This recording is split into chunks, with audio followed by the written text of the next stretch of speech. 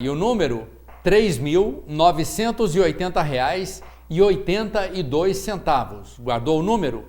Este é o valor que seria o salário mínimo do trabalhador brasileiro. A conclusão é do DIEESE.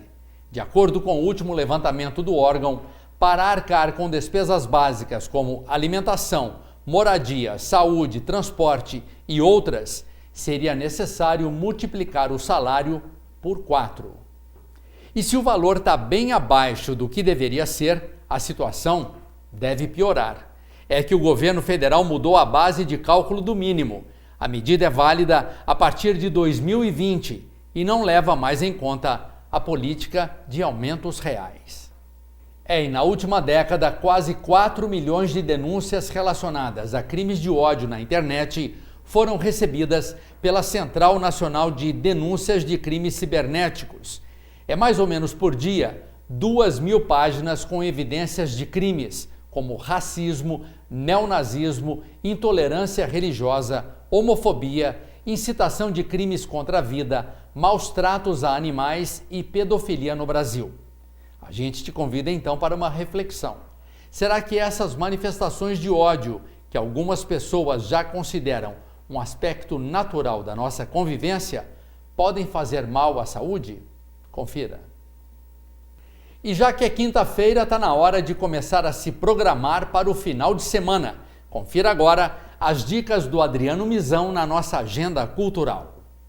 Eliane ajusta o orçamento para pagar as contas todos os meses. Com um salário mínimo, a cozinheira precisa quitar o financiamento da casa, alimentação e outros custos, como luz, condomínio e transporte. Não é raro contar com o suporte da família. Minha mãe e meus irmãos sempre estão me ajudando, porque o salário que eu ganho realmente não dá para cobrir, às vezes, todas as minhas despesas. Nem é preciso ser economista para saber que o brasileiro faz malabarismo para viver com o salário mínimo. O valor de R$ 998 mal cobre os custos para se ter acesso a direitos constitucionais como habitação, moradia, saúde e educação e tudo mais que o cidadão precisa para viver com um pouco de conforto e cidadania. O piso vai sofrer um reajuste no próximo ano, mas uma mudança na base de cálculo pode afetar muita gente a longo prazo. Para 2020, o governo Bolsonaro anunciou um aumento de R$ 42 sobre os atuais R$ 998 do mínimo, definindo o valor em R$ 1.040.